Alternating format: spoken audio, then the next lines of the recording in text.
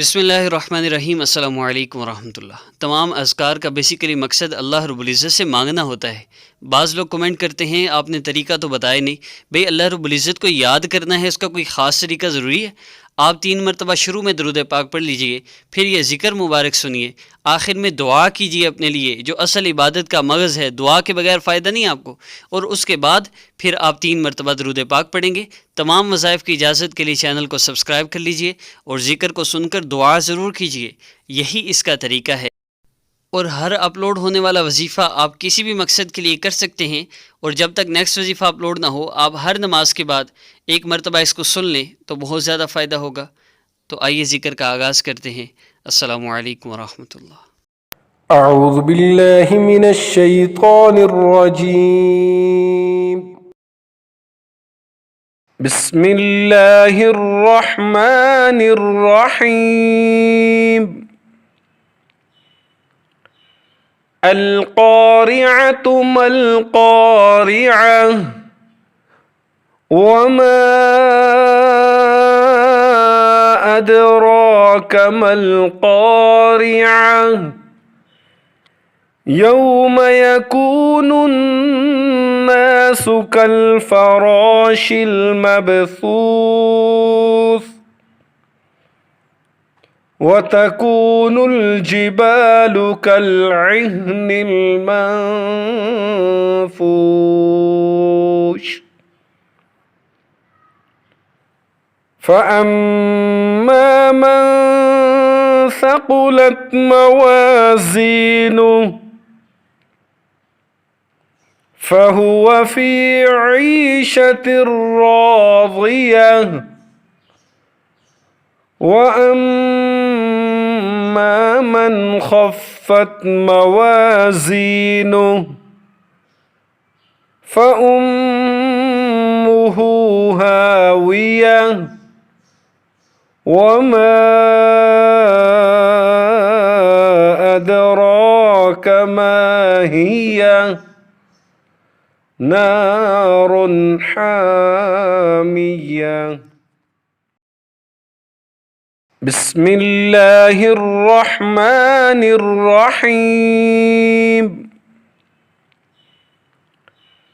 القارعة ما القارعة وما أدراك ما القارعة يوم يكون الناس كالفراش المبثوث وتكون الجبال كالعهن المنفوش فأما من ثقلت موازينه فهو في عيشة راضية وأما من خفت موازينه فأمه هاوية وما أدراك ما هي نار حامية. بسم الله الرحمن الرحيم. القارعة ما القارعة وما أدراك ما القارعة يوم يكون الناس كالفراش المبثوث وتكون الجبال كالعهن المنفوش فأما من ثقلت موازينه فهو في عيشة راضية وأما من خفت موازينه فأمه هاوية وما أدراك ما هي نار حامية. بسم الله الرحمن الرحيم. القارعة ما القارعة وما أدراك ما القارعة يوم يكون الناس كالفراش المبثوث وتكون الجبال كالعهن المنفوش فأما من ثقلت موازينه فهو في عيشة راضية وأما من خفت موازينه فأمه هاوية وما أدراك ما هي نار حامية. بسم الله الرحمن الرحيم. القارعة ما القارعة وما أدراك ما القارعة يوم يكون الناس كالفراش المبثوث وتكون الجبال كالعهن المنفوش فأما من ثقلت موازينه فهو في عيشة راضية وأما من خفت موازينه فأمه هاوية وما أدراك ما هي نار حامية. بسم الله الرحمن الرحيم. القارعة ما القارعة وما أدراك ما القارعة يوم يكون الناس كالفراش المبثوث وتكون الجبال كالعهن المنفوش فأما من ثقلت موازينه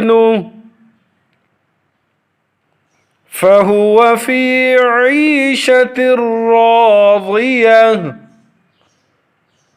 وأما من خفت موازينه فأمه هاوية وما أدراك ما هي نار حامية. بسم الله الرحمن الرحيم. القارعة ما القارعة وما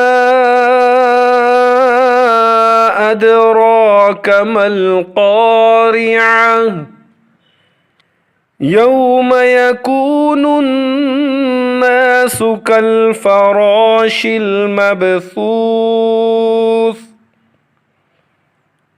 وتكون الجبال كالعهن المنفوش فأما من ثقلت موازينه فهو في عيشة راضية وأما من خفت موازينه فأمه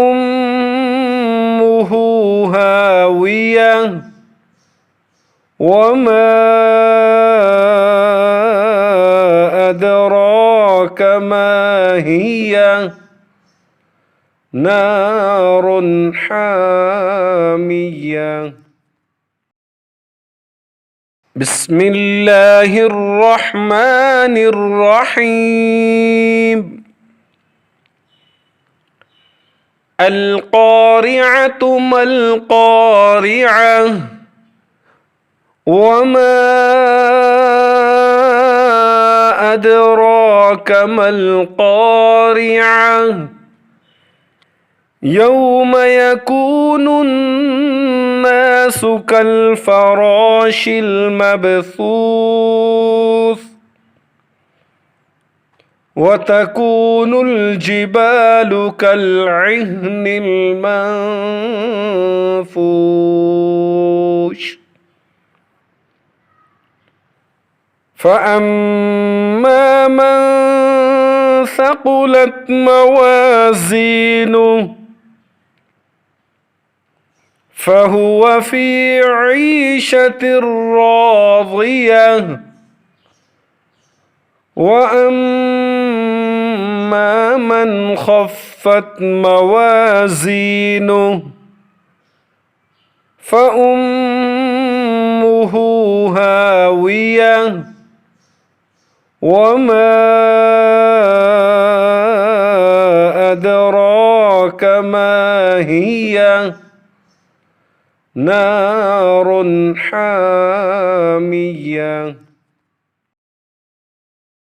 بسم الله الرحمن الرحيم. القارعة ما القارعة وما أدراك ما القارعة يوم يكون الناس كالفراش المبثوث وتكون الجبال كالعهن المنفوش فأما من ثقلت موازينه فهو في عيشة راضية وأما من خفت موازينه فأمه هاوية وما أدراك ما هي نار حامية. بسم الله الرحمن الرحيم القارعة ما القارعة وما